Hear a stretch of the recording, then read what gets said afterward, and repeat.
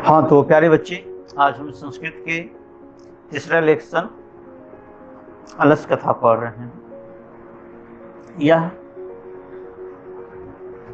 मैथिली कवि विद्यापति कीर्ति लिखा हुआ है। तो पहले अब हम देखते हैं, आप लोग किताब निकाल लें। अयम पाठः विद्यापति कीर्तस्य कथा ग्रंथस्य पुरुष परीक्षा इति नामकस्य अंश विशेषो वर्तते। यह पाठ विद्यापति कीर्त कथा ग्रंथ पुरुष परीक्षा नाम का अंश विशेष है। यानी इसका मतलब हुआ कि विद्यापति जी ने एक किताब लिखी जिसका नाम था पुरुष परीक्षा। उसमें से एक कथा ये है अलस कथा। पुरुष परीक्षा सरल संस्कृत भाषायां कथा रूपेण विभिन्नानां मानव गुणानां महत्वं वर्णयति। पुरुष परीक्षा जो किताब है, ग्रंथ है, इसमें कहानी के रूप में मानव के विभिन्न गुणों का महत्व को दर्शाया है, वर्णन किया है। दोषानां च निराकरणाय शिक्षां ददाति, और इसमें मानव के दोषों को दूर करने की शिक्षा देता है। विद्यापति ही लोकप्रिय मैथिली कवि आसे। विद्यापति कौन थे? तो विद्यापति मैथिली कवि थे और बहुत ही लोकप्रिय थे। दुनिया उनको मैथिली कवि के रूप में जानते हैं, लेकिन वे संस्कृत के भी बहुत बड़े विद्वान थे। अपि च बहूनां संस्कृत ग्रंथानां निर्माता अपि विद्यापति आसीत् इति तस्य विशिष्टता संस्कृत विषये अपि प्रभुता अस्ति। यानी वे संस्कृत ग्रंथों के निर्माता भी थे, या उनकी विशेषता थी कि उनको संस्कृत पर भी अधिकार था। उसमें काव्य बड़ा सुंदर ढंग से लिख सकते थे, ग्रंथ लिख सकते थे। प्रस्तुते पाठे आलसस्य नामकस्य दोषस्य निरूपणे व्यंग्यात्मिक कथा प्रस्तुता विद्यते। प्रस्तुत पाठ में आलस्य जो दोष है मनुष्य का, उसमें व्यंग रूप से कथा वर्णित की है। नीतिकारः आलस्यम रिपु रूपम मन्यन्ते। नीतिकार जो है, यानी ये जो अलस कथा के राइटर हैं, शिक्षा के जो राइटर हैं विद्यापति जी, उन्होंने आलस्य को रिपु के समान, दुश्मन के समान माना है। अब देखिए यहाँ से प्रारंभ कर रहे हैं। आसीत मिथिलायाम वीरेश्वरो नाम मंत्री। मिथिला में वीरेश्वर नाम के एक मंत्री थी। इसमें से 3 क्वेश्चन बन सकता है। मिथिला के मंत्री का नाम क्या था? तो वीरेश्वर। मिथिला में वीरेश्वर क्या थे? मंत्री। वीरेश्वर मंत्री थे, लेकिन कहाँ के? तो मिथिला के ना। एक ही वाक्य में 3 क्वेश्चन हो गया। स च स्वभावात् दानशीलः कार्णकश्च सर्वेभ्यः दुर्गतेभ्यः अनाथेभ्यश्च प्रत्यहम् इच्छा भोजनम दापयति। वे स्वभाव से दानशील थे और दयालु थे, और उनकी इच्छा थी कि जो भी अनाथ है और उसमें भी जो आलसी लोग हैं उनको हम भरपेट भोजन कराएं। तन्मध्ये अलसेभ्यो अपि अन्वस्त्रे दापयति। और उन लोगों के बीच में जो आलसी लोग थे उनको भी वे भोजन वस्त्र आदि प्रदान करते थे। ठीक है। यतः क्यों करते थे? निर्गतिराम च सर्वेषां अलसः प्रथमो मतः किंचिन्न क्षमते कर्तुं जाठरेणापि वह्निना। यानी कह रहा है कि जो असहाय है, जो कुछ करने में असमर्थ है, उनमें सबसे पहले आलसी आदमी को सहायता प्रदान करें। क्योंकि आलसी आदमी तो कुछ करेगा नहीं, लेकिन पेट की अग्नि तो रुकने वाली नहीं। वो तो भूख तो लगेगी, और जब भूख लगेगा तो आदमी कुछ गलत कर सकता है ना, कुछ भी कर सकता है।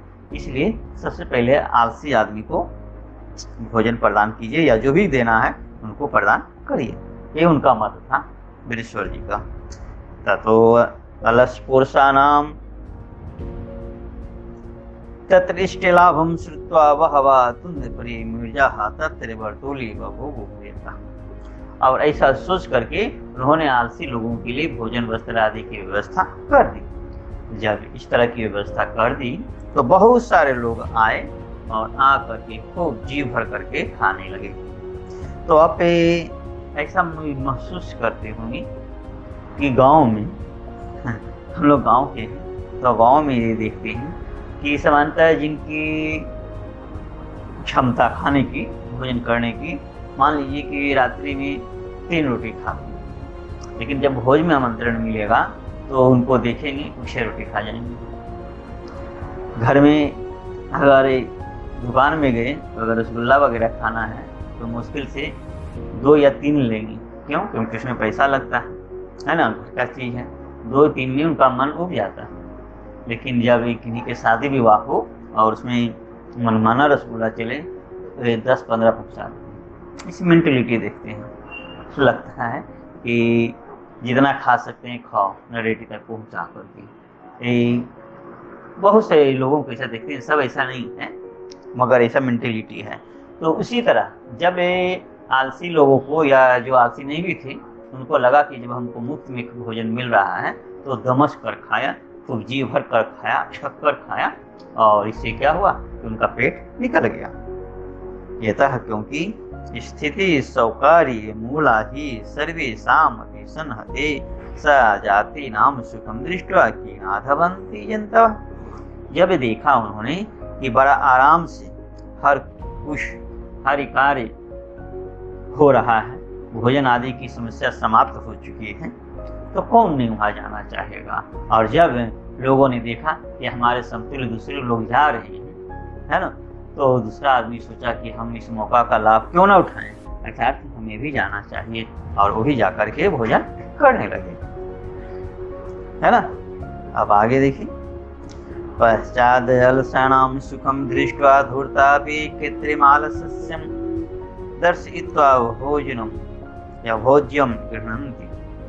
और जब सबको खाते देखा तो धूर्त लोग, चालाक लोग, जो वास्तव में आलसी नहीं थे, वो भी वहां पहुंच गए और वहां भोजन करने लगे। तदनन्तरम अलसालायां बहुद्रव्यव्ययं दृष्ट्वा तन्योगी पुरुषे प्रमिष्टम् यद अक्षम बुद्ध्या करुणया केवलम अलसेभ्यः स्वामी वस्तूनि दापयति कपटेन अलसा अपि गृह्णन्ति इति अस्माकं प्रमादः। तब बहुत सारा व्यय होने लगा। जैसे कि मान लीजिए कि हमारा घर है, हमारी कैपेसिटी की जितना भोजन बन रहा है उसमें अगर 1 आदमी आ जाए या 2 आदमी आ जाए तो उनको आराम से खाना खिला देंगे, अलग से हमको खाना बनाना भी नहीं पड़ेगा। लेकिन जब 10 आदमी आ जाए और लगातार आ जाए तो हम तो हाथ खड़ा कर देंगे। वे मंत्री थे, वो सोचे होंगे कि 50-60 आदमी आएगा तो 50-60 को हम भोजन करा सकते हैं, बिना किसी विघ्न के हम उनको भोजन करा सकते हैं। लेकिन जब 400-500 की संख्या में आने लगे तब तो उनको दिक्कत हो गई, है ना। तो इसलिए क्या हुआ कि बहुत ज़्यादा खपत होती है देख कर के जो उनके लोग थे, उन लोगों ने आपस में परामर्श किया कि अरे भाई, हमारे स्वामी ने यानी ऋषिवर ने तो भोजन के लिए आलसी आदमी को बुलाया था, लेकिन धूर्त लोग भी आकर के खा रहे हैं। ये हमारा लापरवाही है, ये हमारा क्या है, लापरवाही है। इति भवति तद अलस पुरुषाणाम परीक्षाम कुर्मः। तब उन्होंने सोचा कि क्या किया जाए ताकि जो आलसी नहीं है वो भी भोजन कर सके। तो उन्होंने कहा कि हम लोग इनका परीक्षा लेंगे। क्या लेंगे? परीक्षा लेंगे। इति प्रमृश्य परासुप्तेषु अलकशालायां तन्योगी पुरुषा वहनिंदापित्वा निरुपमासु। तब उन्होंने कहा कि हम लोग सोए हुए लोगों के जो कीमती सामान है हटा लेंगे और उसके बाद घर में आग लगा देंगे। इससे क्या हुआ कि जो भाग गया तो समझ जाएंगे कि आलसी नहीं है, और जो नहीं भागा तो समझ लेंगे कि आलसी है ना। इसके बाद ये क्या होता है हम अगले दिन देखेंगे, है ना। हाँ, आप लोग किताब लेके रखेंगे और देखेंगे हाँ पढ़ा रहे हैं। ठीक है, धन्यवाद।